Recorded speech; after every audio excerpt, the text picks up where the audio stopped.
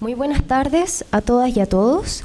Es un placer dar inicio a la conferencia pública titulada Democracia y Racismo, Ciudadanía e Imperialismo en la Atenas Democrática, a cargo del doctor Julián Gallego. Agradecemos sinceramente su presencia en este evento. A continuación, el director de Escuela de Periodismo, Antoine Fuar, entregará unas breves palabras.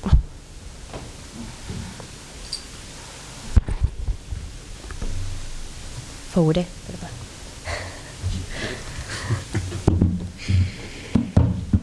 Buenas tardes.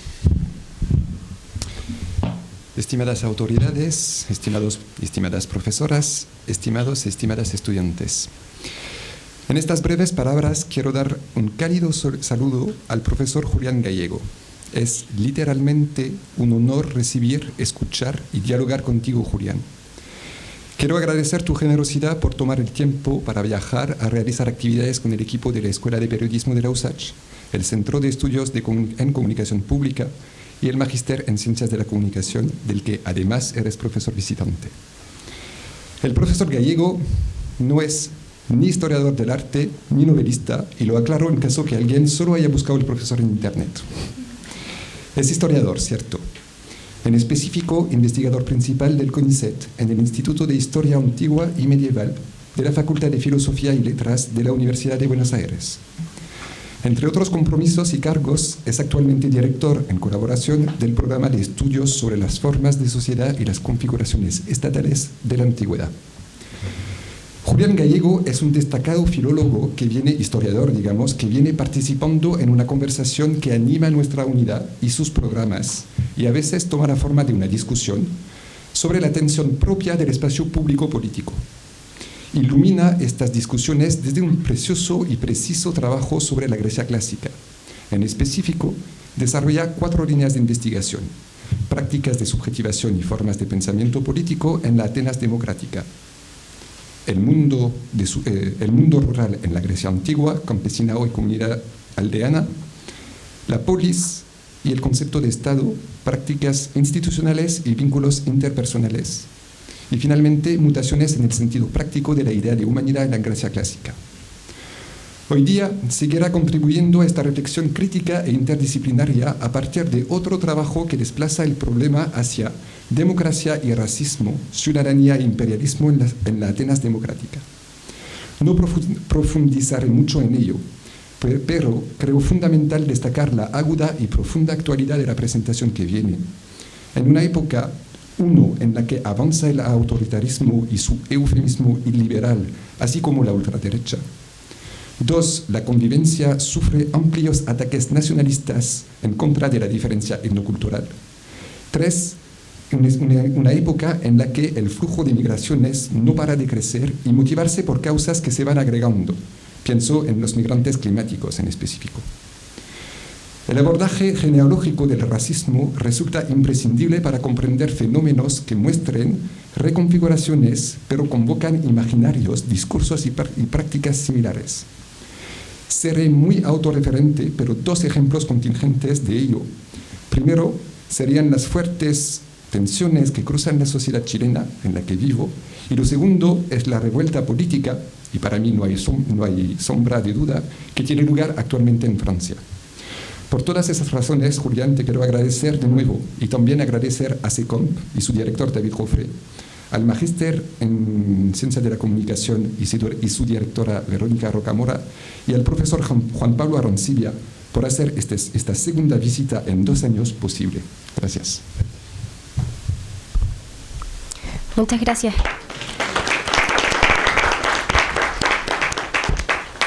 Adicionalmente, el director del Centro de Estudios de la Comunicación Pública, David Joffre, también dará unas palabras.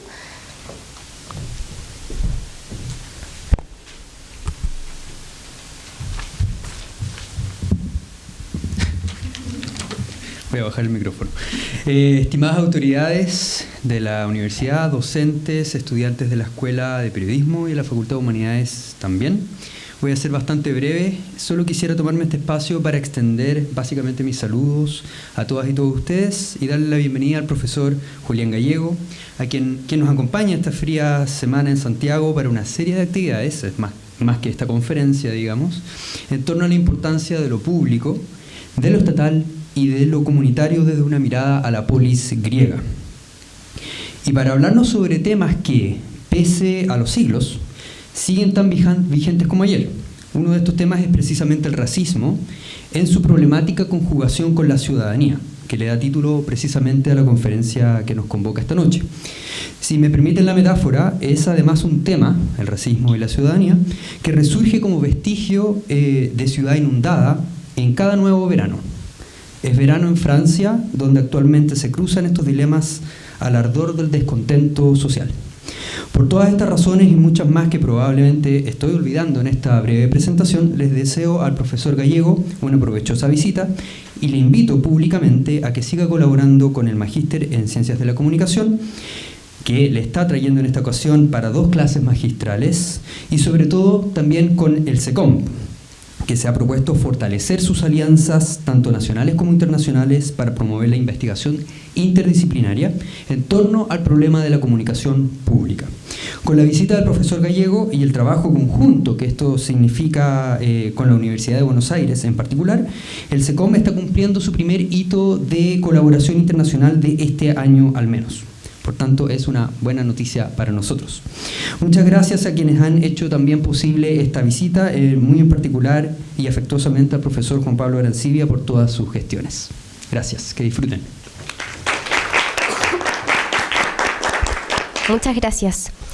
Contarles que el profesor Julián Gallego es un destacado historiador especializado en historia antigua clásica.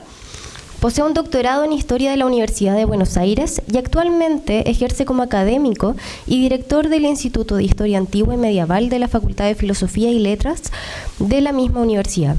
Su trayectoria como investigador se ha enfocado en el estudio de la polis griega, lo que ha resultado en valiosas contribuciones en el campo académico. El doctor Gallego ha realizado un minucioso análisis de la base agraria del modelo político griego, abarcando desde la época de Hesíodo hasta el apogeo de la democracia ateniense.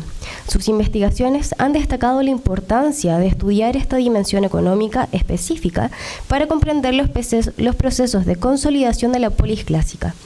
Además, ha explorado diversos aspectos de la sociedad ateniense, como las prácticas de subjetivación en la dinámica democrática y las interrelaciones entre la tragedia y la comedia clásica con la democracia. El doctor Gallego cuenta con diversas publicaciones y libros, entre las cuales destacamos La polis griega, orígenes, estructuras, enfoques, y El campesinado ático y El desarrollo de la democracia ateniense. Ambos son libros. En cuanto a publicaciones, ha impulsado numerosas de ellas, entre las cuales destacamos La democracia en tiempos de tragedia, Asamblea ateniense y la subjetividad política, Campesinos de la ciudad, Bases agrarias de la polis griega y la infantería oplita, y El campesinado en la Grecia antigua, una historia de la igualdad. Hoy, el profesor Gallego estará a cargo de la conferencia pública titulada Democracia y Racismo, Ciudadanía e Imperialismo en Atenas Democrática. Esta instancia es organizada por el Centro de Estudios en Comunicación Pública y el Magíster en Comunicación Pública de la Universidad de Santiago. Le damos una cordial bienvenida al profesor a esta instancia. Bueno, muchísimas gracias por el recibimiento, por las palabras. Es realmente un honor para mí volver a estar aquí. El año pasado pudimos, después de la pandemia, concretar, gracias al contacto y al desarrollo de nuestros proyectos junto con Juan Pablo Arancibia, la posibilidad de venir, de hacer realidad algo que nos habíamos propuesto ahí por el 2018, 2019. Y por suerte hemos podido concretarlo y seguimos concretándolo ahora con esta nueva visita, así que muchísimas gracias a todos y todas por estar aquí presentes y por hacer posible esta visita mía. Bien, y sin más, paso a desarrollar lo que me interesa hoy traerles.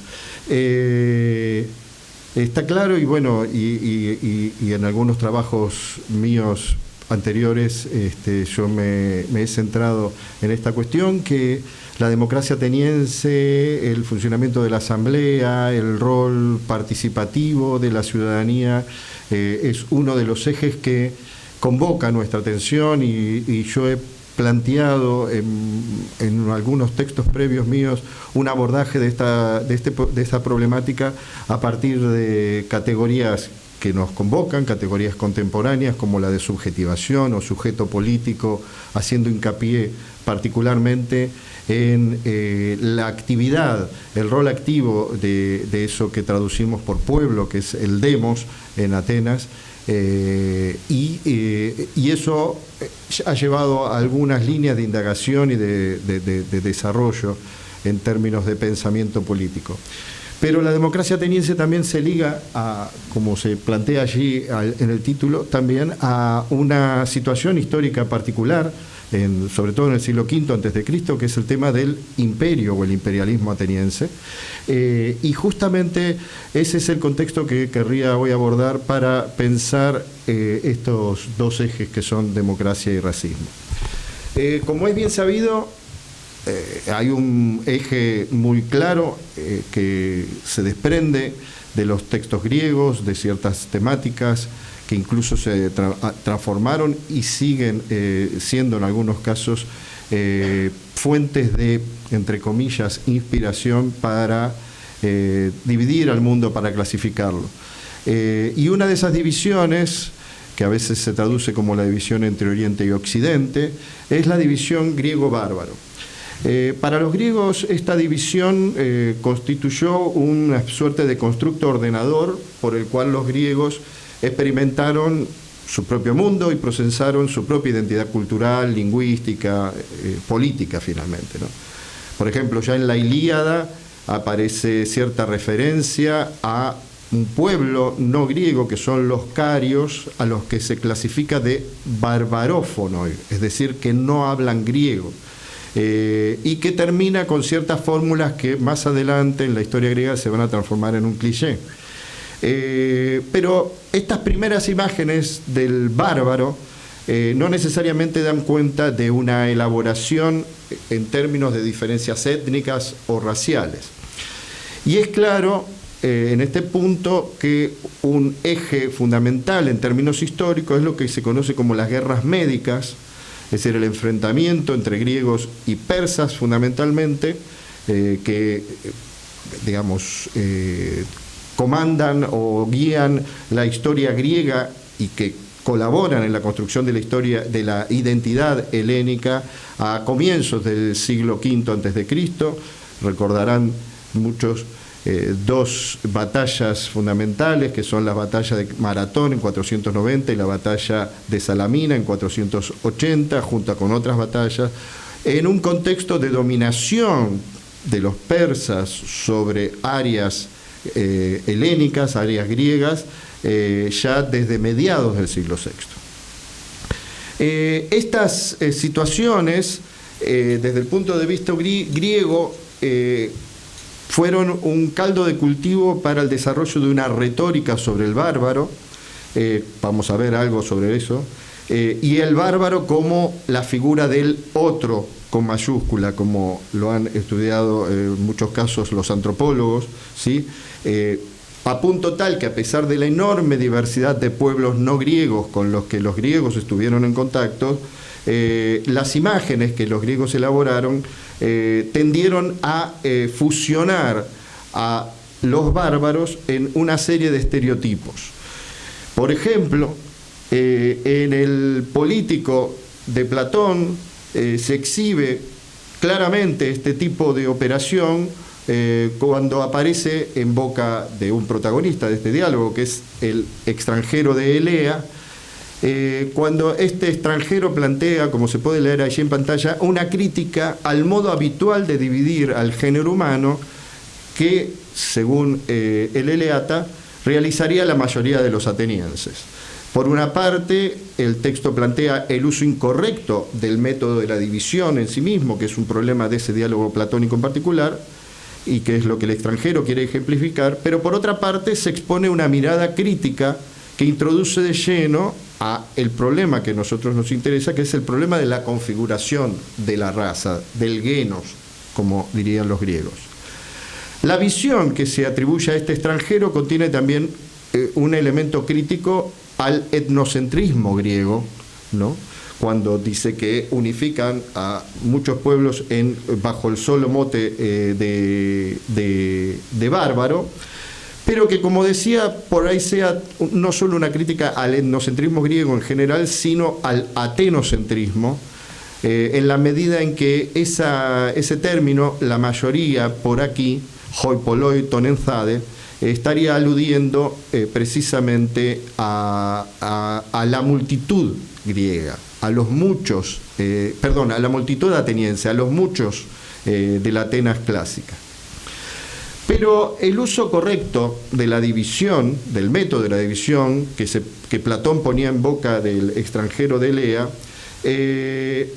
no es menos arbitrario que la división entre griegos y bárbaros que recién veíamos y que se atribuye a esa mayoría que se equivocaría al clasificar de esa manera. Si ustedes siguen lo que está en pantalla, no deja de ser hilarante que en esa aplicación del método de la división, de manera irónica, el extranjero utilice ese método y termina apareciendo esa oposición entre el género pedestre, cuadrúpedo y bípedo, para terminar dividiendo al género bípedo en implume y plumoso, ¿no? Yo no sé qué tomó Platón ese día, pero bueno, es una cosa bastante hilarante. Y justamente, mucho antes que nosotros aquí ahora, y con una buena dosis de hilaridad también, Edgar Allan Poe, en el Timo, desnuda el carácter de esa arbitrariedad y de las operaciones subyacentes a toda clasificación, ¿no? Y justamente el texto es muy gracioso, dice: podemos llegar a tener, sin embargo, una concepción aceptable del asunto, el timo, si definimos no la cosa en sí, sino al hombre como un animal que tima. Si Platón hubiera dado con esto, se hubiera ahorrado la afrenta del pollo desplumado. A Platón le preguntaron muy pertinentemente por qué un pollo desplumado, que respondía perfectamente a la condición de bípedo e implume, no entraba en su definición de hombre. Pero a mí no me vendrán a importunarme con preguntas parecidas, porque el hombre es un animal que tima y fuera de él no existe ningún animal que lo haga. Para invalidar esta afirmación haría falta todo un gallinero de pollos pelados, ¿sí? Lo interesante, además de la risa que esto causa, de esta perspectiva de Poe para construir su cuento, es que lo que pone de relieve es el carácter arbitrario de toda operación clasificatoria, tanto la de esa mayoría que separa a los griegos de todas las demás razas y les da el único nombre de bárbaro, como la del propio extranjero, ¿no?, que termina afirmando la existencia del género bípedo. De una manera u otra, raza y etnicidad implican, por supuesto, esquemas de identificación, esquemas de clasificación, independientemente de los juicios de valor que podamos tener sobre tales esquemas o de las justificaciones ideológicas que se puedan organizar con esos mismos esquemas, en muchos casos, o en la mayoría, con una clara intención de control, de dominación de unos grupos sobre otros.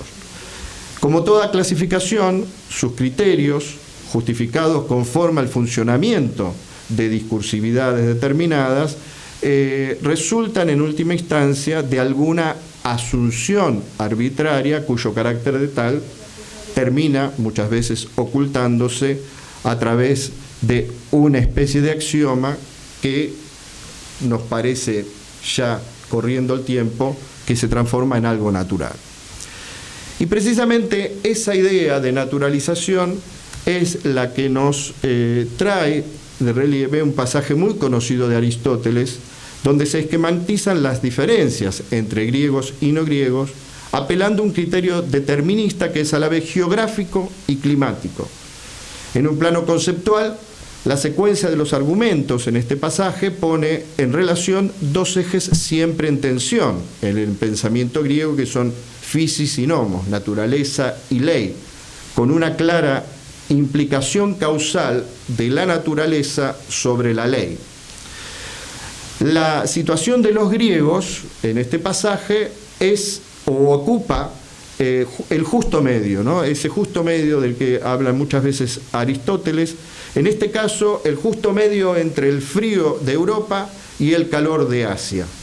Se trata de un modelo simétrico que es común en el pensamiento griego y en la cultura griega, y que Aristóteles adapta a su perspectiva, dando importancia a esa posición del centro, al hecho de ocupar el centro.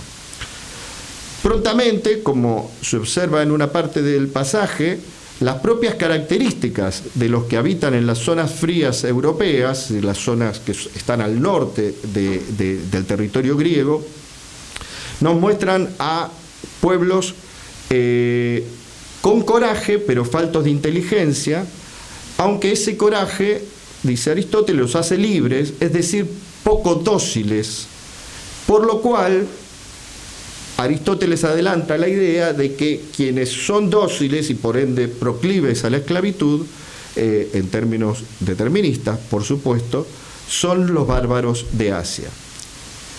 El sentido que Aristóteles otorga a estas determinaciones tiene una clara función justificadora de la superioridad de los griegos y su dominación sobre los bárbaros de Asia.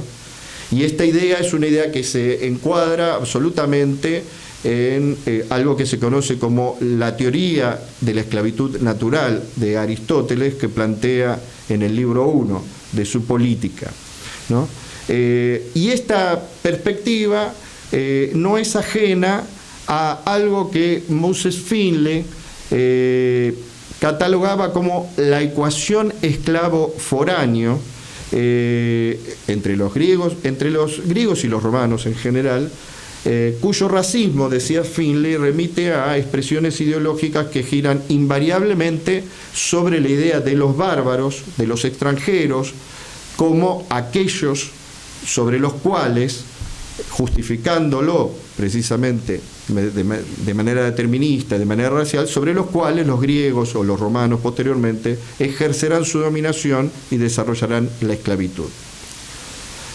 Pero Aristóteles también nos indica la existencia de pueblos griegos que, comparados entre sí, solo poseen una naturaleza unilateral, es decir, o bien predomina el coraje o bien la inteligencia, en tanto que en otros pueblos griegos se da la combinación adecuada de ambas capacidades.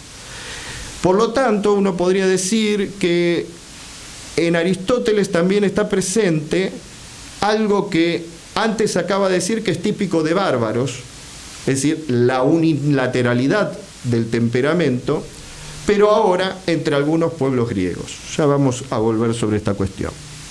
Desde el punto de vista general, el planteo aristotélico no es original en todos sus términos, sino que se remonta al menos a ideas que se configuran ya durante el siglo V, al calor de las consecuencias de las guerras médicas seguramente, y particularmente en un ámbito que vamos a ver que precisamente para lo que fueron las guerras médicas resulta crucial, que es el ámbito jónico en el marco del Asia Menor, es decir, en el marco de la actual costa, diríamos, occidental de Turquía sobre el mar Egeo.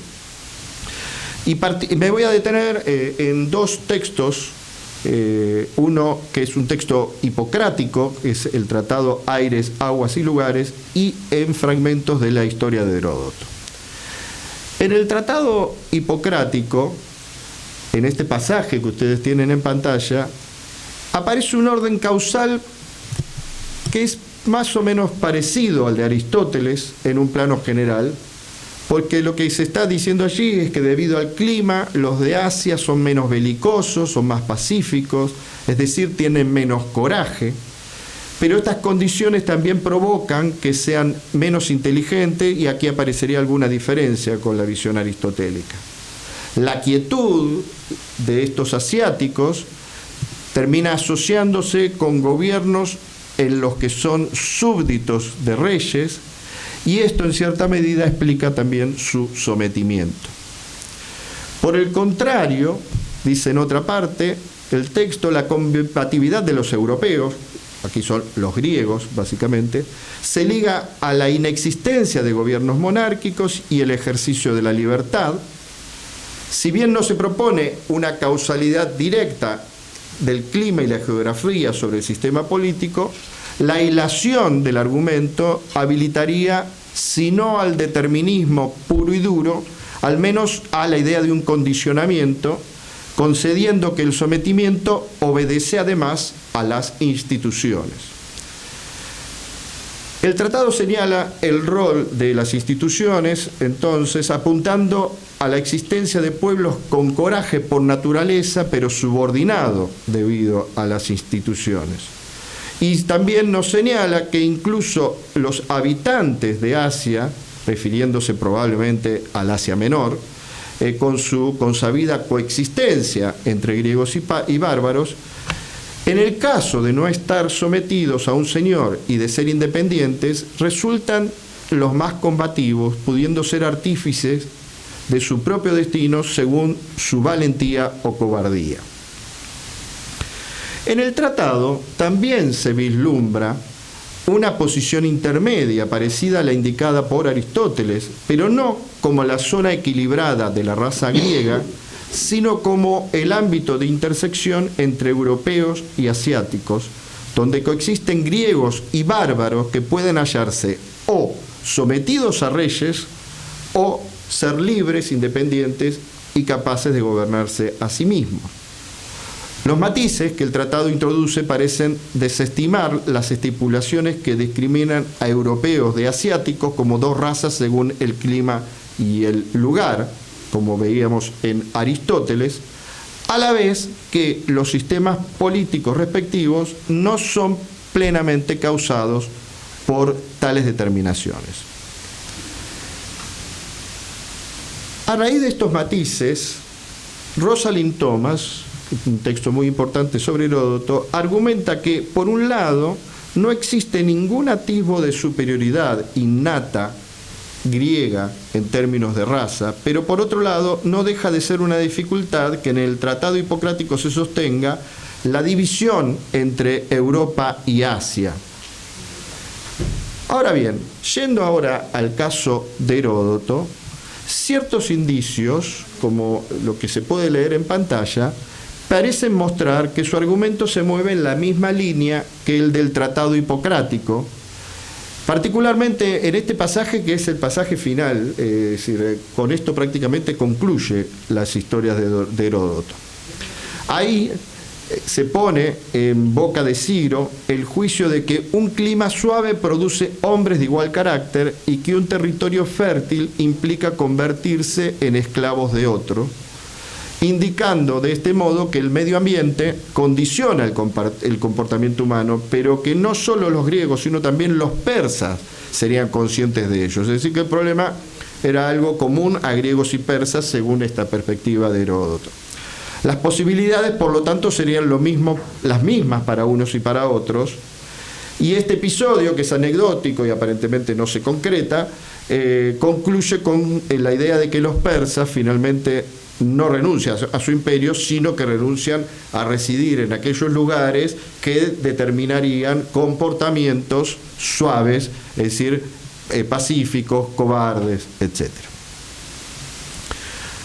Heródoto, por supuesto, no deja de lado la diferencia entre griegos y bárbaros, y si este texto está cerrando la historia, las primeras líneas de la historia de Heródoto se hablan: voy a relatar la guerra entre griegos y bárbaros.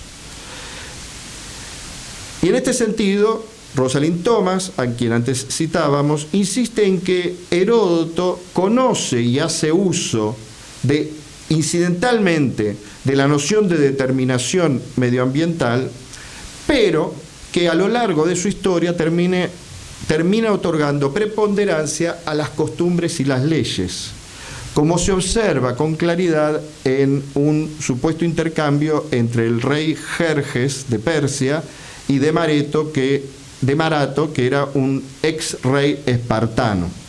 Y en uno de esos pasajes se lee: la pobreza, en boca de Marato, el ex rey espartano, dice: la pobreza viene siendo desde siempre una compañera inseparable de Grecia, pero en ella ha arraigado también la hombría de bien, conseguida a base de inteligencia y de unas leyes sólidas, cuya estricta observancia le permite defenderse de la pobreza y el despotismo a los griegos, ¿no?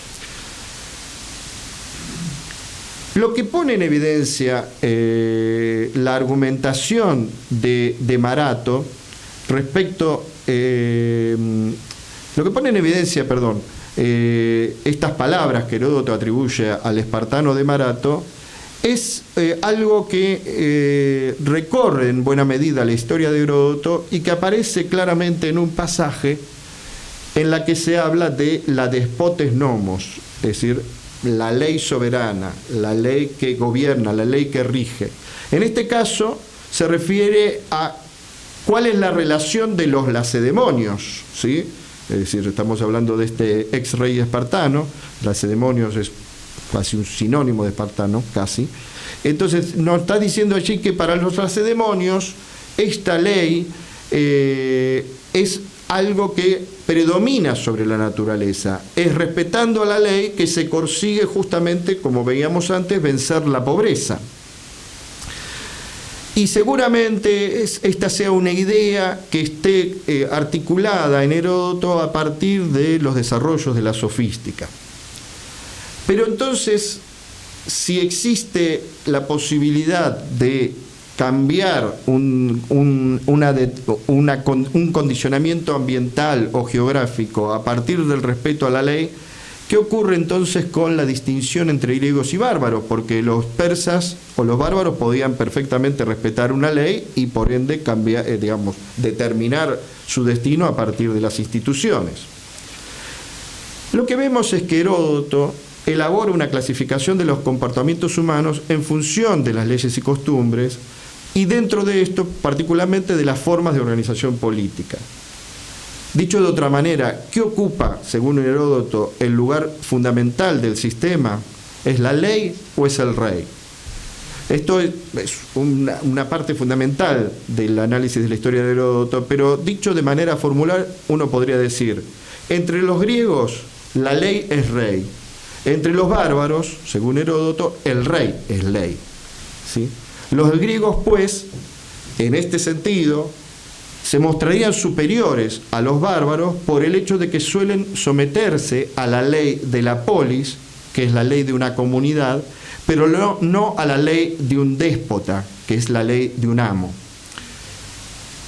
Pero, como veíamos en Aristóteles y también en el texto hipocrático, existe también la posibilidad de que las comunidades griegas conozcan interiormente la, diríamos, anomalía de la tiranía, que produce, como en el caso de Atenas, antes de las reformas de Clístenes del 508-507 a.C., que los ciudadanos actúen de mala gana o actúen cobardemente porque deben obedecer a un amo, a punto tal que, nos dice este pasaje, una vez liberados del tirano, es decir, cuando la ley de la comunidad se transforma en ley soberana, lo que ahí aparece bajo la idea de igualdad, la isegoría, se van a mostrar valerosos en la guerra, es decir, como aquellos que trabajan y que operan para sí mismos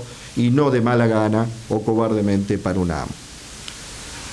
En Heródoto, entonces, no son las diferentes condiciones medioambientales las que permiten distinguir a griegos y bárbaros, sino la soberanía de la ley respecto de la cual los griegos no actúan como súbditos en relación con un rey, sino como una manifestación de la comunidad de la cual forman parte. Ciertamente, la presencia de la tiranía nos complica un poco el panorama, porque el tirano es una figura dentro de la ciudad griega, puesto que donde se verifica la vigencia de esa tiranía, los griegos, como vimos, terminan actuando como si fueran súbditos, al igual que los bárbaros. Esta conducta aparece en Heródoto, insisto, como una anomalía, una suerte de traza simbólica de lo bárbaro en el interior de la identidad helénica. Como señala un libro importante de François Hartog, en las historias el rey, que es el rey bárbaro persa, y el tirano van de la mano, al punto tal, nos dice este autor, que uno está con respecto al otro en una posición recíproca de espejo. Ya volveremos a estas cuestiones posteriormente.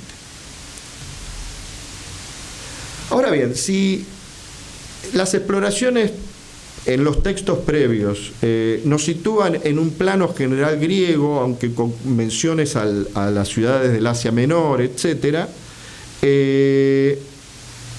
existe también un fuerte arraigo de las concepciones sobre griegos y bárbaros en la cultura ateniense, que es en la que entonces ahora me voy a centrar. Y en esa cultura ateniense, por supuesto, la visión sobre el bárbaro no escapa a cómo circulaba el sentido común al respecto. Un sentido común respecto del cual Eurípides nos brinda varias pinceladas, diríamos, en pasajes diferentes de sus tragedias, ¿sí? No me voy a detener, pero como ustedes podrán ver, ahí se encuentran varios de los lugares comunes que los griegos estructuraron respecto de los bárbaros y de su condición de esclavos, de sometidos, etcétera, etcétera.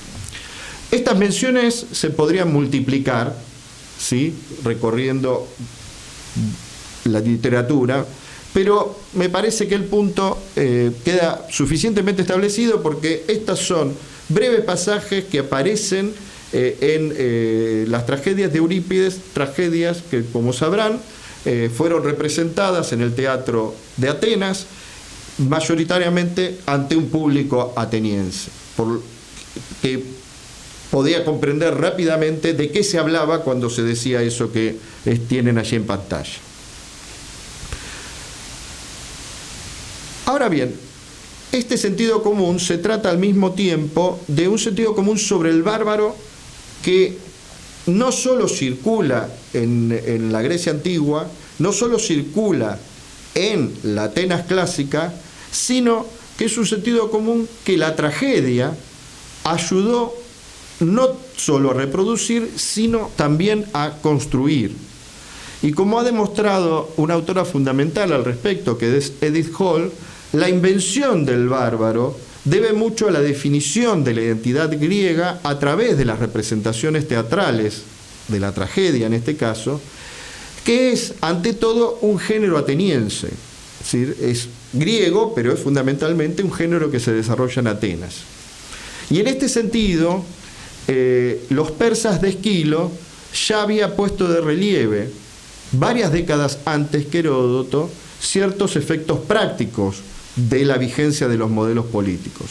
Los persas en particular es una tragedia del año 472 a.C., mientras que las historias de Heródoto habrían sido escritas entre los años 440, 430, 420.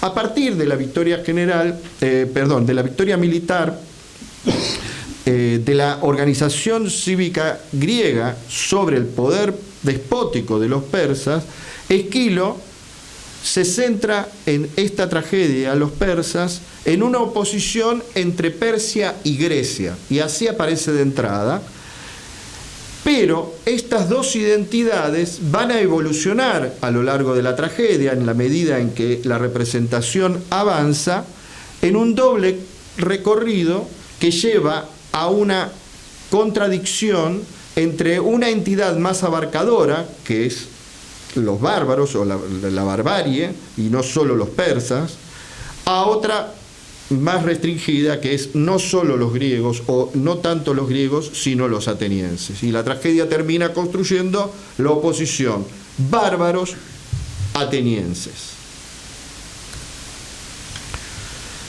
Los persas terminan entonces condensando una imagen ateniense de la oposición entre los griegos y bárbaros para hacer hincapié en la importancia de los atenienses para lograr el triunfo, en definitiva, en la guerra y expulsar a los persas y los bárbaros que habían dominado parte de Grecia. De este modo se produce en los persas este desplazamiento a través, como decía, de un contraste político en donde la presencia de los persas generan una supresión del disenso y de la democracia que los atenienses vienen a reafirmar, derrotando al gran rey y derrotando al conjunto de los bárbaros, produciendo la liberación del pueblo griego. La victoria entonces de Atenas sobre Jerjes es un espejo de la victoria sobre la tiranía, como ya veíamos en Heródoto, por lo cual los atenienses emergen como aquellos que obtienen la libertad para Grecia y no solo para sí mismos respecto del déspota, y hacen posible la libertad de la palabra y, en definitiva, la igualdad democrática. Y justamente, volviendo a Heródoto, que está en un diálogo permanente, diría yo, en algunos pasajes con los persas de Esquilo, Heródoto nos dice: si alguien dijese que los atenienses fueron los salvadores de Grecia, no faltaría a la verdad. Y habiendo elegido que Grecia quedara libre, fueron ellos mismos quienes despertaron el patriotismo de todos los demás griegos que no se medizaron, es decir, que no se aliaron con los persas, y quienes, con el apoyo de los dioses, por cierto, rechazaron al rey. Es decir, que la libertad de palabra y el coraje de una ciudad como Atenas, en la que sus ciudadanos no tienen ahora a nadie por encima que los mande, es la condición de la ruina para el rey persa. Ahora bien, Heródoto abre el pasaje diciendo: si alguien dijese que los atenienses fueron los salvadores de Grecia, ¿no?, como interpelando a un conjunto dentro de los propios griegos. Pero en el comienzo mismo de este parágrafo, que es el libro 7, capítulo 139, Heródoto nos dice lo siguiente: en este punto me veo necesariamente obligado a manifestar una opinión que será mal acogida por la mayoría de la gente, pero pese a ello, como de hecho me parece que es verdadera, no voy a soslayarla. Es decir, ¿qué es lo que no voy a soslayar? Señalar, a pesar de que a mucha gente, muchos griegos, no le guste, que los atenienses salvaron a Grecia. Lo que trasunta este pasaje es una idea en la que los académicos han coincidido, que se trata de una advertencia respecto del curso imperialista que ha tomado la política ateniense prácticamente desde finales de las guerras médicas. Una política imperialista que se desarrolla en relación con la mayor parte de las ciudades griegas del ámbito egeo, ¿sí? Es decir, un imperialismo que no va sobre los persas o sobre los bárbaros, sino sobre otros griegos.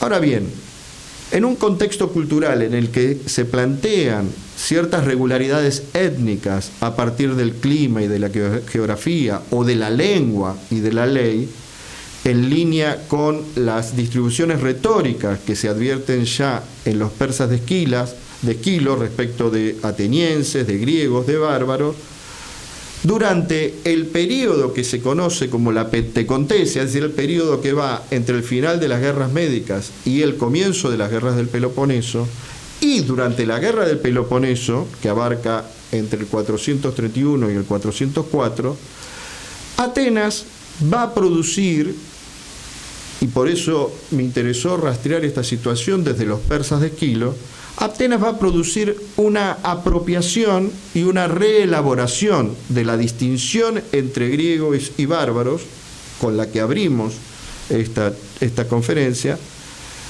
para, con esa resignificación, justificar la dominación ateniense sobre la base de una concepción que podemos llamar básicamente pureza de la raza respecto de los demás griegos. Y aquí vamos a pasar a otra parte de la argumentación, que es por qué los atenienses elaboran la idea de la autoctonía, el mito de la autoctonía, como vamos a ver, y cuáles son las consecuencias últimas que se derivan de ese mito de la autoctonía en la configuración de esta idea de una raza exclusiva. Hay un libro que me interesa destacar porque, bueno, ha sido importante para la elaboración de este punto, que es el libro de Susan Leib, que ustedes tienen allí en pantalla, y que argumenta que entre los atenienses el lenguaje del nacimiento y del linaje en común, que se liga al mito de la autoctonía, se articuló a través de ese mito y se articuló también a través de la sanción de la llamada Ley de Pericles del 451-450, una ley que restringió la ciudadanía a los atenienses que acreditaran haber nacido de padre y madre atenienses, lo cual significa que anteriormente no se controlaba eso así. Lo significativo del aporte de Leib es el estudio de los modos mediante los cuales los atenienses elaboraron su identidad a través de los mitos de ascendencia en común y de pureza racial, que permiten explorar las interacciones de los atenienses con los no atenienses, tanto hacia adentro como hacia afuera.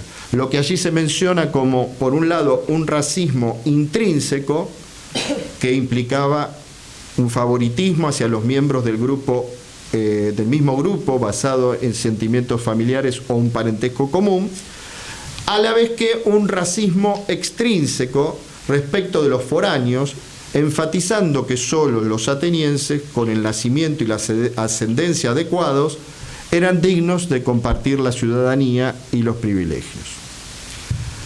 Ahora bien, si en relación con los bárbaros, distintas miradas, a la vez complementarias y en tensión, abonan la discriminación hacia los bárbaros, y por ende la superioridad de los griegos, lo que vamos a encontrar en este contexto que ahora estamos delineando es un modo ateniense de marcar su singularidad, de marcar su carácter único, a partir de la idea de que no los atenienses, sino los demás griegos, están mezclados con los bárbaros.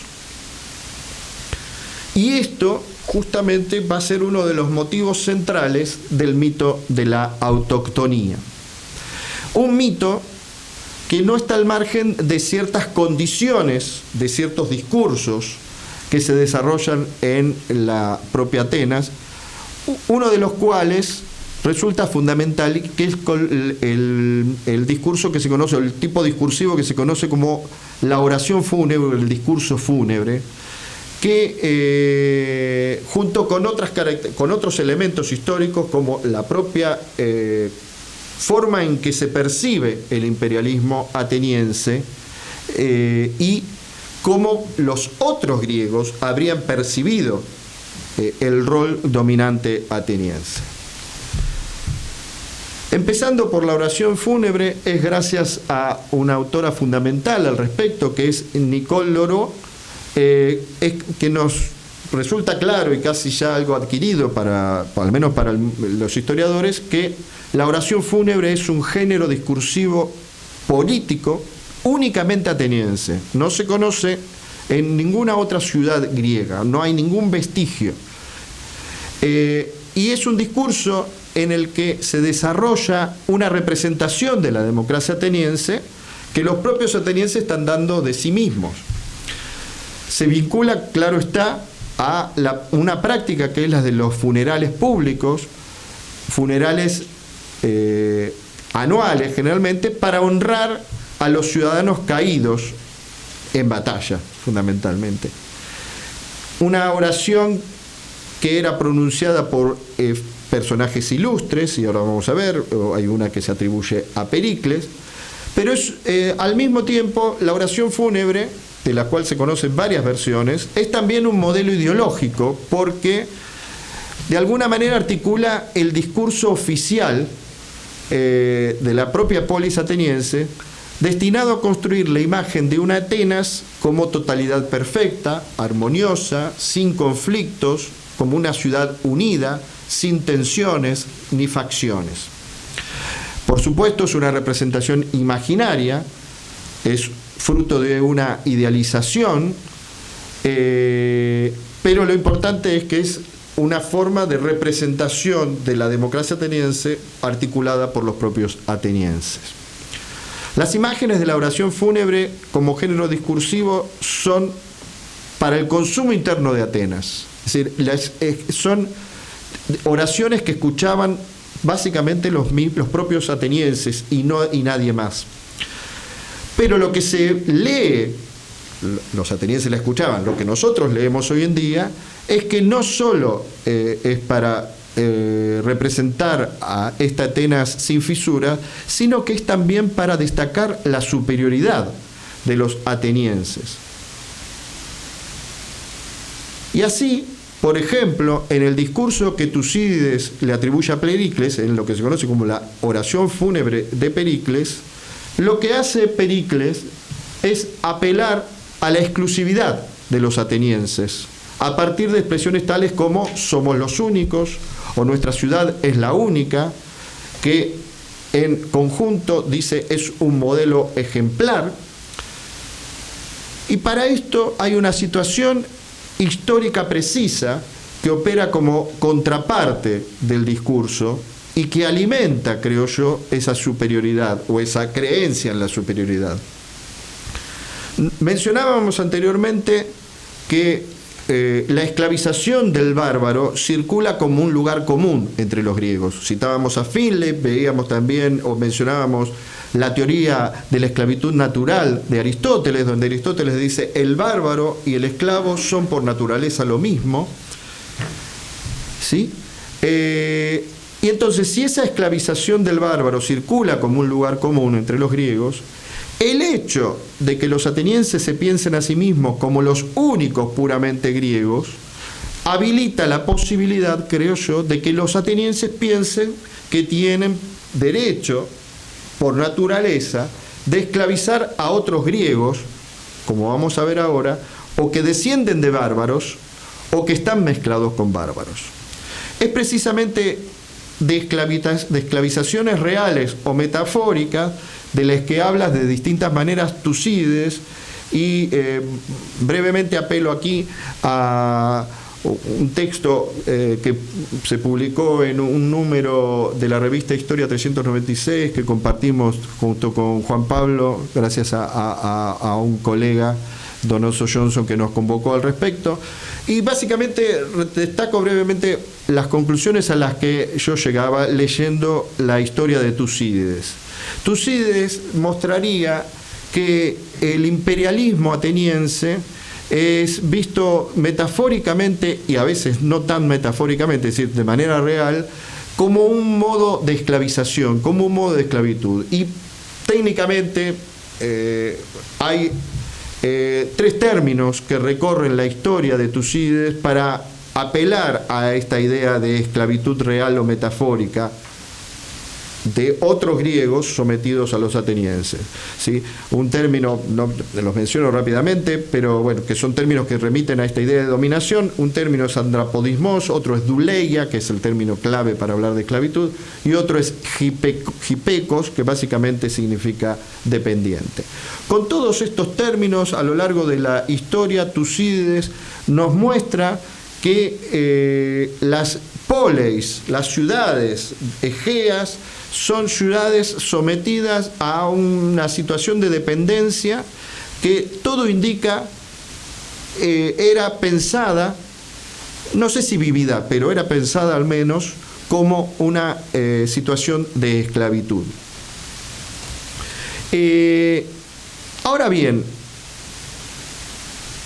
esa idea de esclavización o esclavitud de otros griegos, a partir de estos tres términos griegos que antes mencionábamos, se completa con otra imagen, ¿no?, en la que se nos brinda una justificación de la política imperialista ateniense, en este caso en boca de Pericles, en lo que sería el tercer y último discurso, ahí en el pasaje 263.1.3, en donde dice, en boca, insisto, Pericles es el que estaría hablando, en que el imperio aparece como una tiranía, cuyo abandono, le dice Pericles a los demás atenienses, los está arengando, porque tienen que ir a la guerra, cuyo abandono implicaría vivir como esclavos, no como una ciudad soberana, sino como una que es vasalla. Esta misma caracterización, esto habría ocurrido en 431, 430 aproximadamente, esta misma caracterización del imperio como una tiranía aparece también en boca de Cleón, en el 427, en un discurso que se conoce como el debate de Mitilene, y forma asimismo parte de los argumentos de un tal Eufemo, otro líder ateniense, respondiendo a un siracusano, donde dice precisamente la misma idea de que para un tirano o una ciudad imperial nada ventajoso es inconsistente, como diciendo, tanto el tirano como Atenas, que es ahora una ciudad tiránica, van a hacer lo mismo.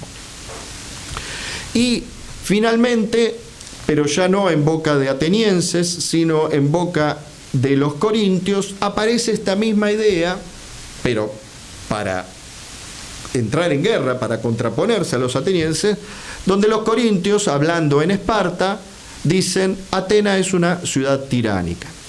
Lo que se pone de manifiesto a partir del registro de Tucídides, y yo creo que así pudo haber sido visto en la propia Atenas, es que el imperio, considerado como una tiranía, pudo haber constituido un lugar común.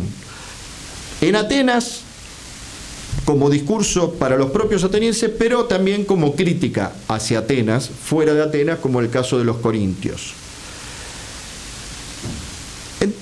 Es posible entonces que la idea del imperio como una tiranía circulara dentro de la propia cultura ateniense, y así ocurre, por ejemplo, en una imagen destinada a provocar la reacción de la audiencia teatral en un pasaje de Caballeros de Aristófanes, representada en el 424, nuevamente representada en el Teatro de Atenas, representada mayoritariamente ante ciudadanos atenienses, donde el coro, que es un coro compuesto de caballeros precisamente, que era una de las clases de la élite ateniense, le dice al protagonista, Demo de Nix, es decir, el pueblo de la asamblea, Nix era el lugar donde se reunía la asamblea, le dice, Demo, tienes un hermoso imperio y todos los hombres te temen como a un tirano. Es decir, nuevamente estos dos términos entrelazados.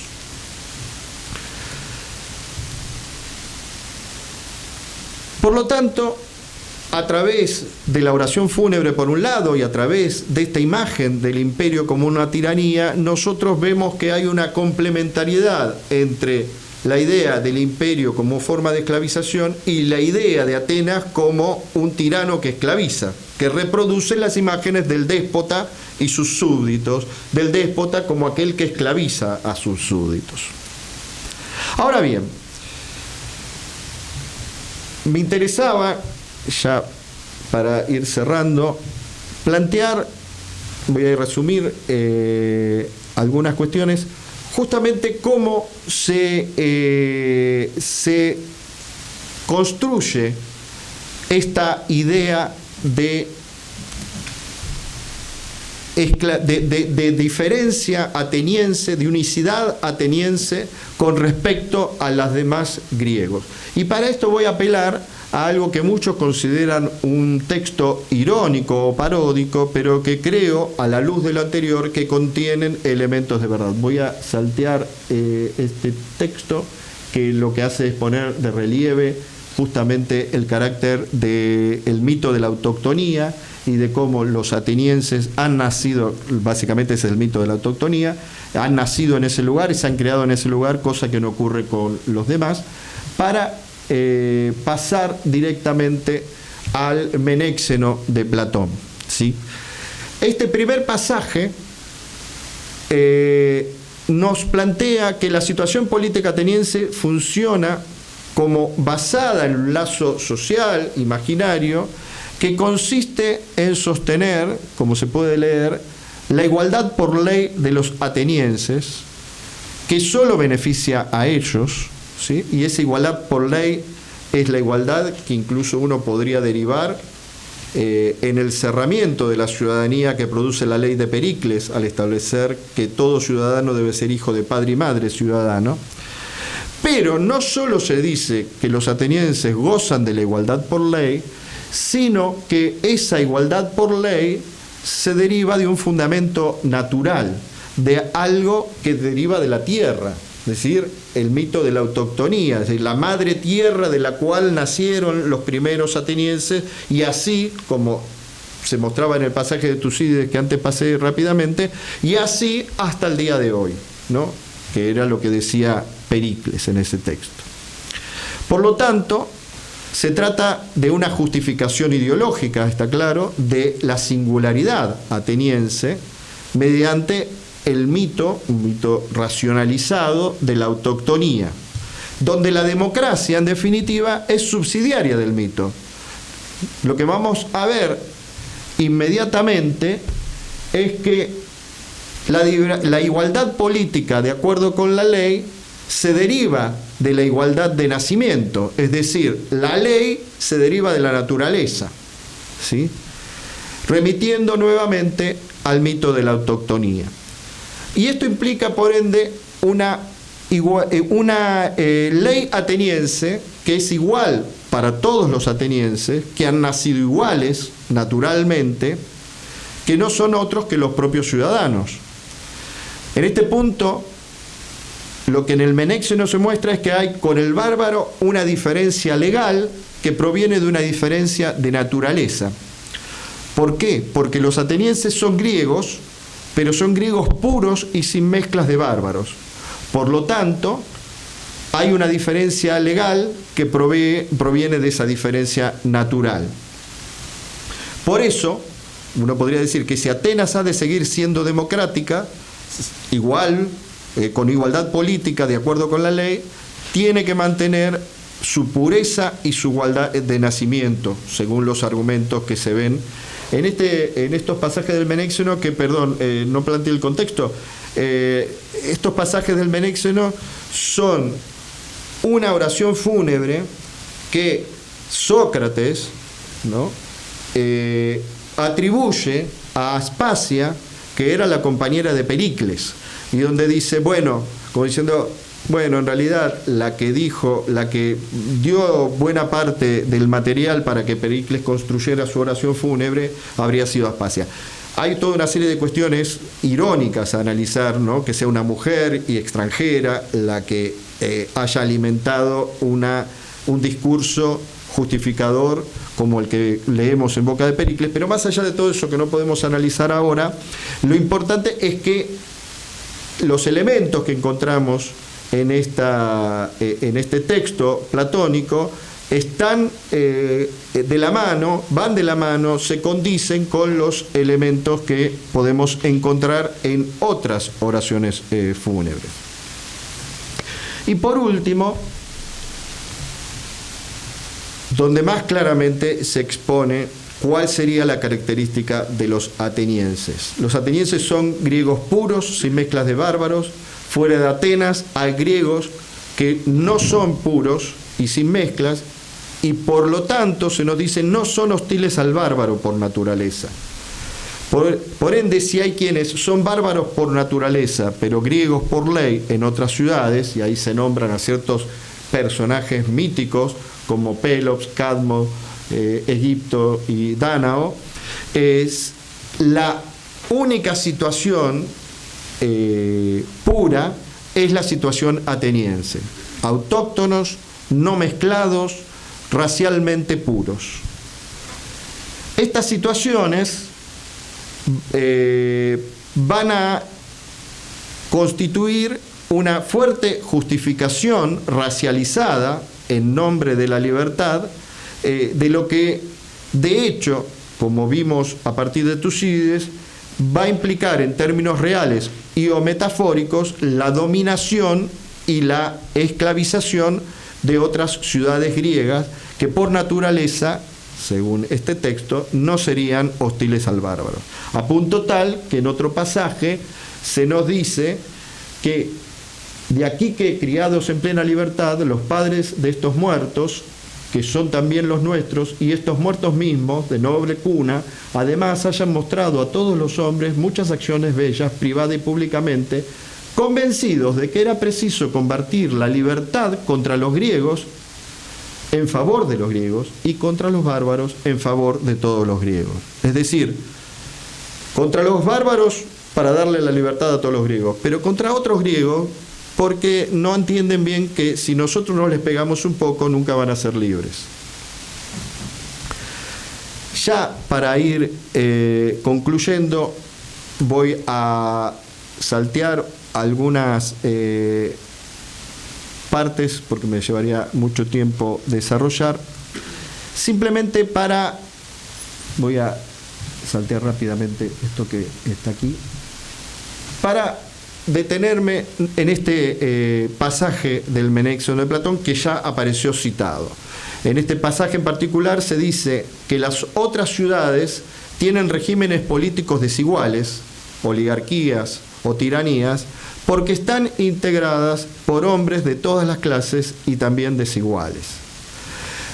Y aquí me interesa pasar a otro plano, porque si hasta aquí hemos visto a partir de la imagen de la oración fúnebre la idea de una Atenas unida, sin conflictos, como una comunidad indivisa, ¿sí?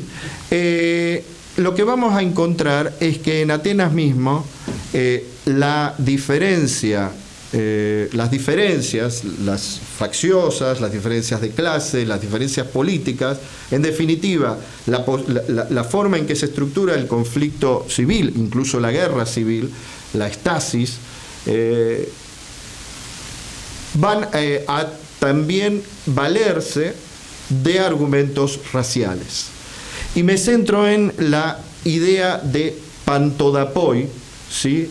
Que es uno de los términos que aparece ahí, pantodapón, porque este término, que en el Menexenio dice está rechazado, es decir, no es un atributo de los atenienses, son los otros griegos, las otras ciudades griegas, las que están integradas por hombres de todas clases, de todo tipo, y de desigual procedencia, es decir, desiguales entre sí.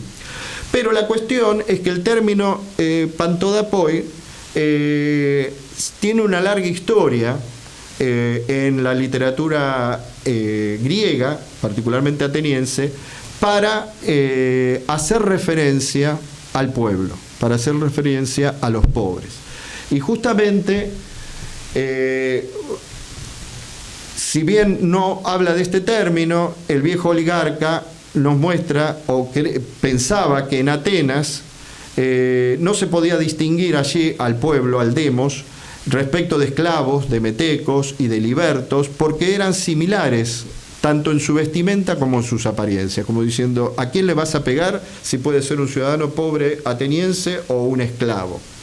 Pero también en Andócides, en una coyuntura específica, que es el final de la guerra del Peloponeso, en el 406 aproximadamente, habla de la frecuente concesión de la ciudadanía tanto a esclavos como a ciudadanos extranjeros de todas clases, lo cual puede tener una parte de verdad, pero también puede estar aludiendo, como se observa ahí, a esta idea de están todos mezclados, son pantodapoi, que es un poco el sentido.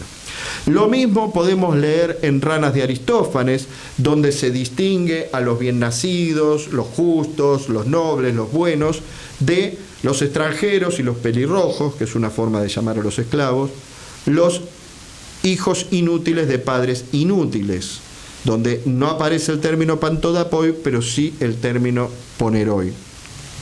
Y así de seguido, también en las helénicas, que nos dice con mucha concreción Jenofonte que en la guerra civil del 404, cuando se enfrentan los oligarcas de la ciudad con los demócratas que vienen avanzando desde el Pireo, el puente de Atenas, que nos dice que los demócratas estaban compuestos por muchos y de todas clases. Otra vez, o el término pantodapoi, donde no es simplemente descriptivo para decir eran de todas clases. Decir que los muchos eran de todas clases es decir que la multitud está integrada por hombres de diferentes calidades y cualidades. Rápidamente, esta misma idea aparece en el diálogo entre Calicles y Sócrates en el Gorgias, donde lo que Calicles termina reconociendo es que si una masa, los hoi polloi, los muchos, de esclavos y de hombres de todas clases, consigue el poder en virtud de ser la muchedumbre, esa muchedumbre es la que sanciona la ley. Por supuesto, para aclarar nuevamente que se trata de una chusma de esclavos y de hombres de todas clases. Obviamente, el sentido peyorativo nuevamente allí presente. Y finalmente, en la República, Platón vuelve a plantear una perspectiva semejante cuando, tras indicar que la democracia surge por la victoria de los pobres, se propone buscar el tipo subjetivo del ciudadano que se corresponda a dicho régimen político que es la democracia. Y dice, bueno, esta es una ciudad que está llena de libertad, está llena de parresía o libertad de palabra, de licenciosidad, cada uno hace lo que quiere, cada uno practica el género de vida que le gusta, pero la conclusión a la que termina arribando el pasaje es que esta multiplicidad es propia de la democracia porque la democracia no incluye hombres de una sola cualidad, sino hombres de todas las clases. Pantodapoi, anthropoi. Por lo tanto, lo que podemos pensar a partir de esta última parte es que, si bien los atenienses desarrollaron una justificación ideológica de su dominación imperialista en términos raciales, dentro de Atenas se desarrolla también una perspectiva racial del conflicto, dicho esquemáticamente, entre la élite y los pobres, o entre la élite y el demos, donde el demos no aparece como parte de una comunidad indivisa, como parte de una situación política única, sin conflictos, sino que el demos es, en definitiva, un conjunto compuesto de muchas cualidades, de muchos tipos de personas, lo cual, desde la mirada oligárquica, por supuesto, implica un elemento crítico. Ya para concluir y cerrar, entonces, un breve balance. Nosotros vimos, recorriendo Aristóteles, el texto hipocrático y Heródoto, que por una parte tenemos una posición que privilegia lo institucional y la ley, como en el caso de Heródoto, pero por otra parte tenemos una posición como la de Aristóteles, que privilegia la determinación geográfico-climática. Tal vez el texto hipocrático se sitúe un poco en el medio y haya argumentos para un lado y para el otro.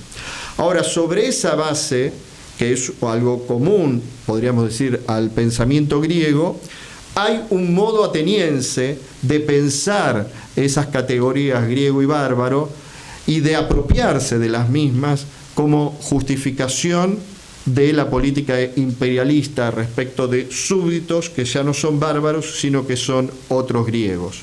Y finalmente, de esa idea de eugenesia, que destaca la oración fúnebre a partir del mito de la autoctonía, pasamos a una articulación en la que las discriminaciones ya no son entre atenienses y griegos o atenienses y griegos y bárbaros, sino que son discriminaciones que apuntan a la división entre las propias clases que constituyen la ciudadanía ateniense, a punto tal que uno podría decir que raza y clase coincidirían en la perspectiva oligárquica hasta el punto en que, para los oligarcas, el verdadero hombre, eso que los griegos llamaban el aner, el término aner, sería aquel que no formara parte de los pantodapoi, es decir, de ese conjunto que está compuesto por muchos tipos de personas. Bueno, con esto es lo que quería presentarle hoy respecto de democracia y racismo en la Atenas clásica. Muchas gracias.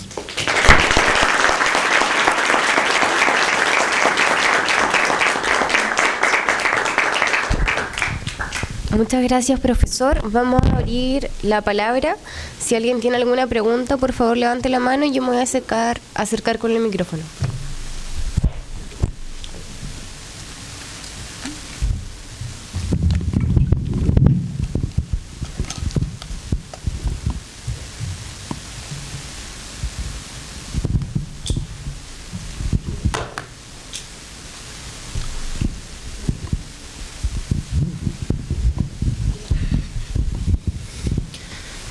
Profesor, muy buenas tardes nuevamente.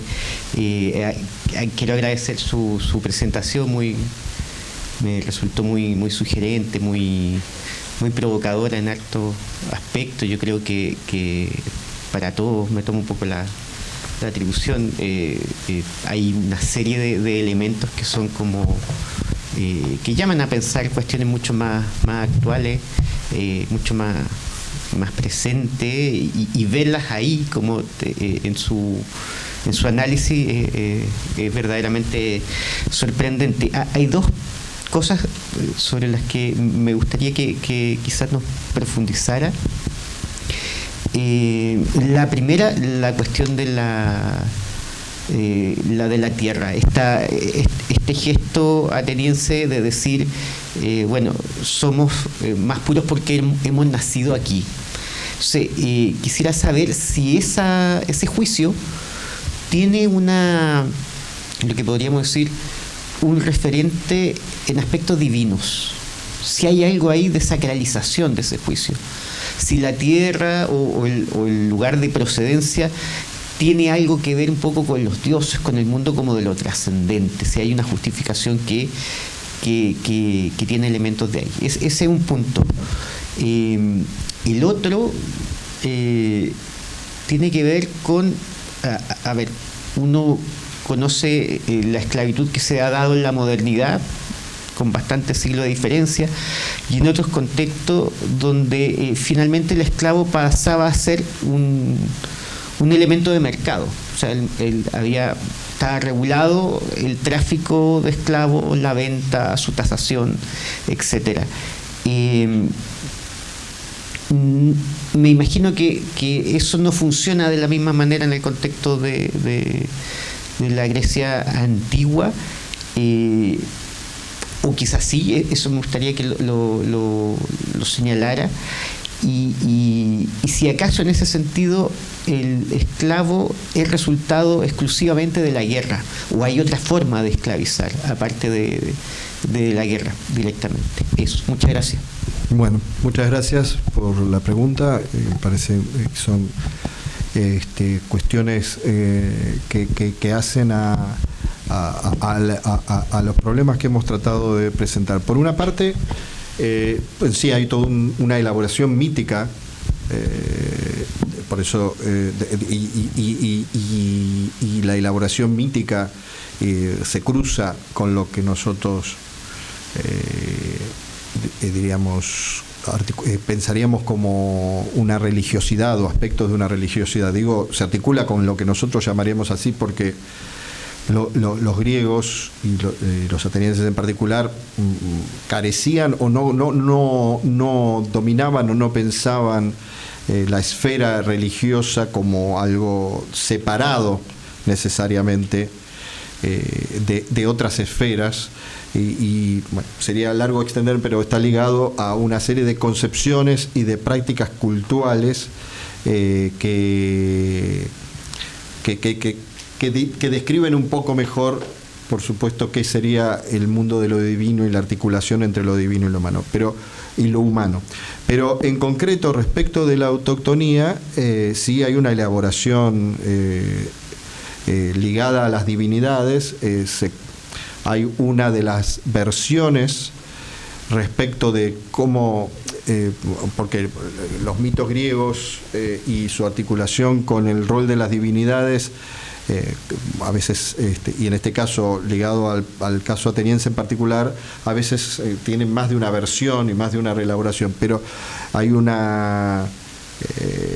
por un lado hay una situación concreta que es el punto de partida, que es cómo se habría dirimido el hecho de que Atenea termine siendo la diosa Políada, es decir, la diosa protectora de Atenas, que habría sido en un conflicto entre Atenea y Poseidón, en el que termina prevaleciendo Atenea.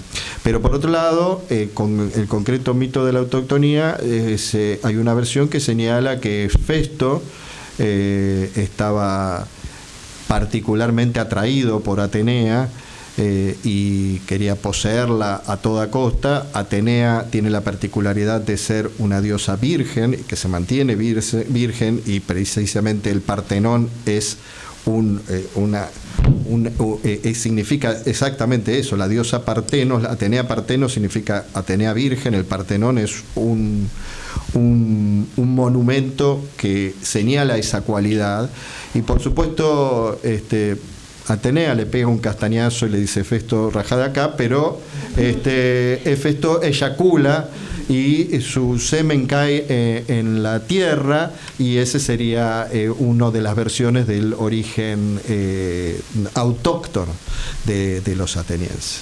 Así que hay, por supuesto, muchos elementos a pensar en ese terreno, y ha sido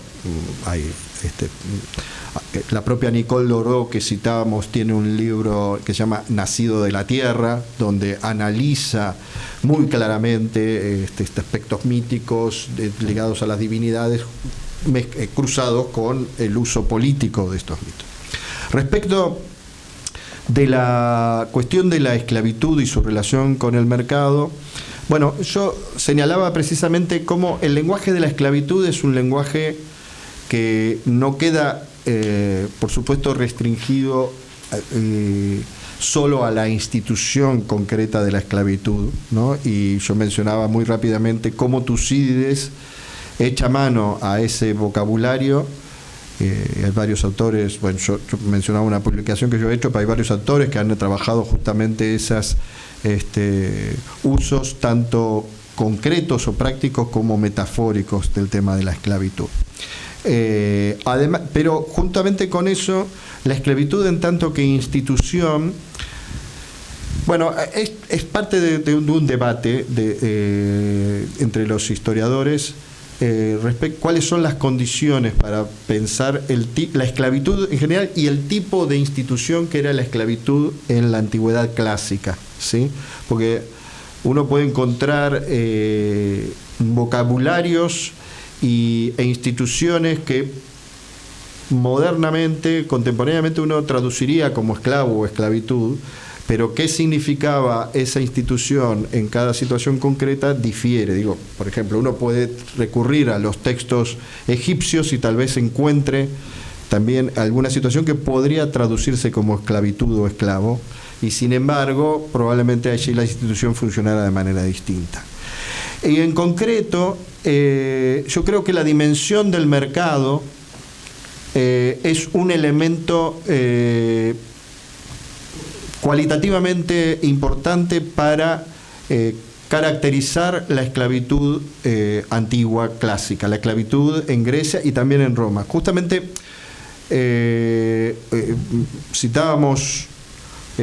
mostrábamos en pantalla la tapa del libro de Finlay, Esclavitud Antigua, Ideología Moderna, y tiene muchos aspectos que se han discutido y se siguen discutiendo de ese libro, que ya tiene más de 40 años, pero hay un elemento que no ha desaparecido de las caracterizaciones, y es que en inglés Finlay lo plantea como chattel slavery, y que es la idea de esclavitud mercancía.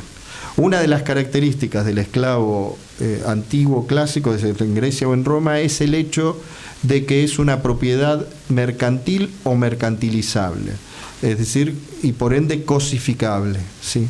Y esto permite entender algunas clasificaciones que encontramos entre griegos y romanos que destacan lo que hoy en día llamaríamos deshumanización del esclavo, es decir, que es la cosificación de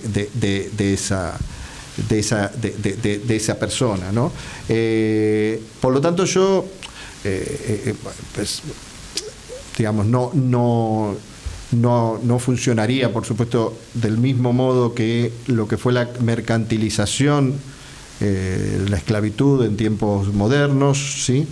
La esclavitud que se conoció en los países que fueron colonias, ¿no? Como bueno, tanto en Norteamérica como en Sudamérica, o en Centroamérica también, pero sí que hay una dimensión mercantil del esclavo, y esto puede verse de dos maneras. Por un lado, de manera sistémica, es decir, Finlay plantea la idea de un sistema, él habla de una sociedad esclavista, y una de sus condiciones es que exista un mercado o relaciones mercantiles lo suficientemente extendidas. Pero por otro lado es la cantidad ya de elementos en nuestra documentación, elementos más puntuales, donde el esclavo aparece expresado con un precio, ¿sí? Y por ende con la capacidad de ser vendido, apropiado, expropiado, mercantilizado, y aunque con poca escala en el caso griego, en el caso romano, los propios esclavos pueden comprar su propia libertad, ¿no? Es decir, mucho de la historia, no podemos hacerlo, pero algunos casos hay, como casos puntuales, mucho de la historia de los libertos romanos es de qué manera, digamos, adquieren esa situación de libertos, ¿no? Al punto tal que luego, alguna generación después, sus hijos pueden llegar a ser ciudadanos, y donde el mecanismo es que ese liberto quede dotado con un peculium, es decir, un pequeño capital, y a partir de eso produzca para el amo una cantidad monetarizable, cuantificable, que lo sustituya en tanto que capital, ¿sí? Así que hay una dimensión claramente atravesada por el carácter mercantil de esa figura. Gracias. ¿Alguna otra? ¿Podemos hacer una más? Tal vez pueden hacer los dos la pregunta y el profesor responde juntos. Y así aceleramos.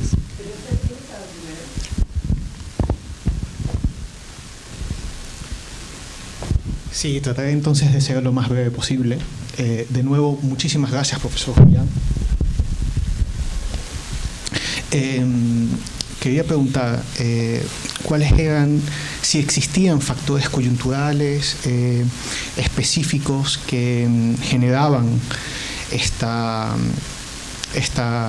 mentalidad eugenésica, esta mentalidad racista dentro de la Atenas clásica en Platón, sobre todo, y me lo preguntaba porque paralelamente con esto también se ven en algunos textos, por un lado, una mirada no peyorativa del extranjero. Pienso, por ejemplo, en Homero cuando se habla de los etíopes, ¿no? A donde van los dioses, y no hay ninguna referencia que son bárbaros o ninguna referencia peyorativa. De hecho, parece que los dioses están por allá veraneando, descansando, pasándosela muy bien. Y también por ejemplo, la admiración que se siente por la figura de Ciro, y en el contexto de la Hélade, para mostrar la contraposición con la figura de los atenienses, la admiración de Sócrates y de Jenofonte por los lacedemonios, lo que trajo bastante polémica, ¿no? Bueno, era solo eso.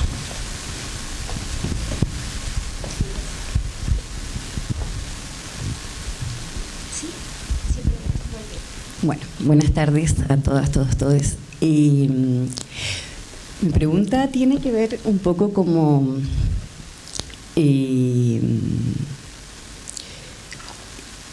Bueno, en primer lugar quiero agradecer porque en verdad es una investigación muy sutil y que sin duda interpela para pensar actualmente, ¿no?, la democracia. Me resonaba absolutamente, ¿no?, todo lo que iba hilvanando a propósito de los acontecimientos transcurridos en Francia, justamente con el joven asesinado Naël. No podía más que pensar en eso, con todas estas categorías de racismo intrínseco, ¿no?, etcétera. Y mi pregunta va dirigida a justamente cómo repensar la democracia, porque justamente estos estudios que profundizan de esta manera, ¿no?, tan sutil, justamente me lleva mucho a cuestionar la democracia, ¿no?, como un sistema, porque de algún modo esto muestra, ¿no?, que en su origen mismo no se opone, ¿no?, justamente al racismo, ¿no?, al imperialismo, ¿no?, y a propósito de la intersección entre raza y clase, sobre la cual usted, digamos, hacía mucho ahínco, cabría también agregar la cuestión, ¿no?, del género, ¿no? Me resonaba también mucho con la anécdota de Platón que mencionó sobre el hombre como bípedo implume. Algo que alguna vez me llamó la atención, que es el momento en que justamente en el Timeo, donde habla del origen del mundo, ¿no?, y luego de hablar del origen del hombre, él habla, ¿no?, del origen de la mujer, ¿no? La identifica con su útero y, bueno, como un viviente deseoso de procrear niños, y a continuación, digamos, habla de los pájaros. Entonces pensaba mucho también en ese lugar intermediario de la mujer entre un bípedo implume, que es el hombre, y los pájaros, ¿no? Porque tampoco es exactamente lo otro. Entonces, bueno, esa es la cuestión. Muchas gracias. Gracias. Bueno, sí. Solo 5 minutos para... 5 minutos, dale. A ver, voy breve y cualquier cosa me avisas el tiempo y yo ya termino.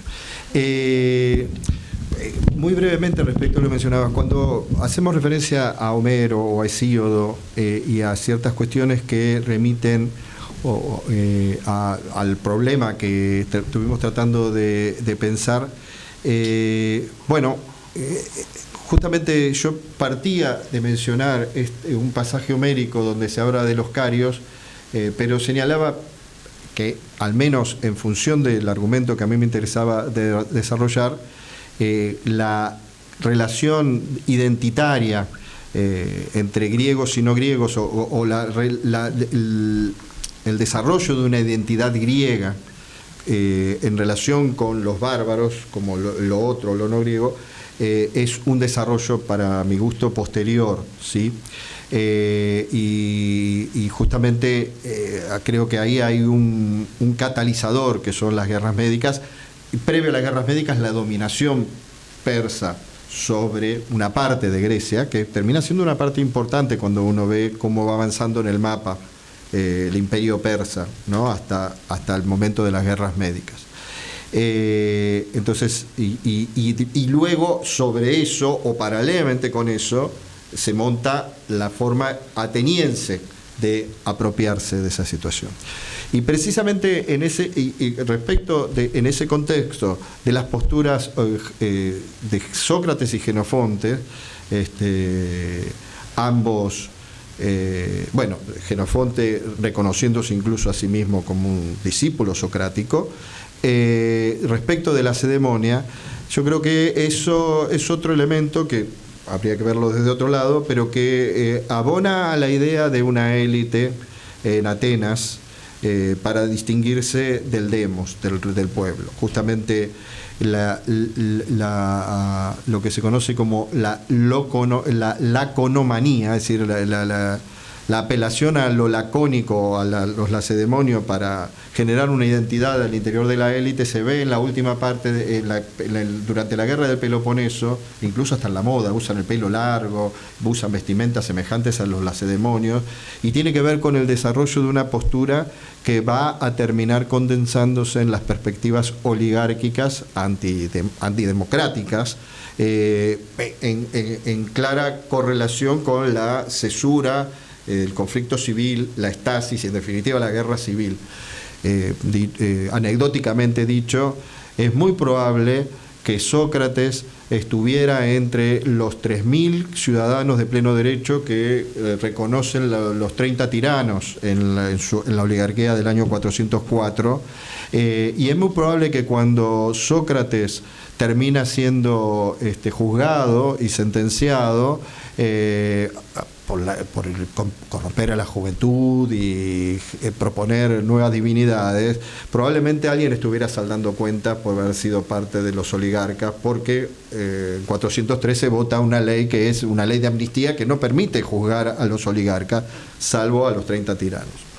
Respecto de la cuestión planteada, sí, hay un conjunto de discriminaciones, no solo de en el que vimos es en el marco de la democracia ateniense, pero es parte de de un sustrato cultural para la polis griega, la serie de discriminaciones que por un lado se construyen a partir de la relación griego-bárbaro, que es un tipo de discriminación.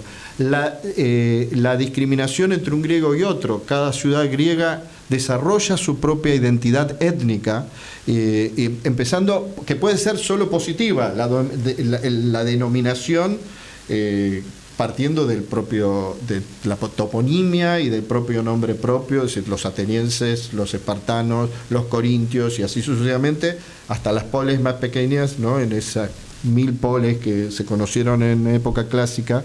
Pero esa es una de la serie de discriminaciones, porque está claro que las comunidades políticas griegas fueron comunidades patrilineales, patriarcales, masculinas, ¿sí? Y por ende hay también, obviamente, una base en la discriminación de género. Ahora, como decía una autora italiana, Eva Cantarella, la mujer ocupa tiene una particularidad anómala. El título del libro no me acuerdo exactamente, pero algo así como la anómala calamidad, ¿no? Es decir, es una calamidad, pero ¿por qué es anómala? Porque reproduce ciudadanos. Entonces, en el imaginario, la comunidad de varones pretendería ser una comunidad homeostática, autosuficiente, ¿no? Por eso también conocemos el mito de las Amazonas y cómo se las caracteriza, pero en algún punto esa anomalía emerge, donde en la reproducción aparece el género femenino. Y justamente, por una parte, conocemos esa ley de Pericles, donde decir cómo se define a una ciudadana que no ejerce el derecho político, pero reproduce ciudadanos, ¿sí? Pero por otra parte, los propios mitos de autoctonía contienen la cuestión, que es la madre tierra la que reproduce los ciudadanos autóctonos, ¿no? Y justamente Nicole Loro, en el libro que yo citaba, Nacido de la Tierra, dedica una parte importante a esto, a ver esta imagen singular de la madre ligada a la tierra, pero la madre en el sentido de reproductora de ciudadanos, la tierra en relación con lo femenino, de manera tal que si bien podemos pensar que se discuten los fundamentos de la democracia, también los propios griegos tenían ahí problemas y discutían esos fundamentos en la medida en que pensaban o formulaban estos discursos, ¿no? Así que bueno, es un elemento a indagar con muchos matices, ¿sí? Bueno, gracias. Muchas gracias. Damos por terminada esta conferencia. Agradecemos a todos y a todas quienes pudieron asistir, también profesor, Gracias. por su excelente presentación. Bueno. Muchas gracias. Gracias a todos por estar presentes.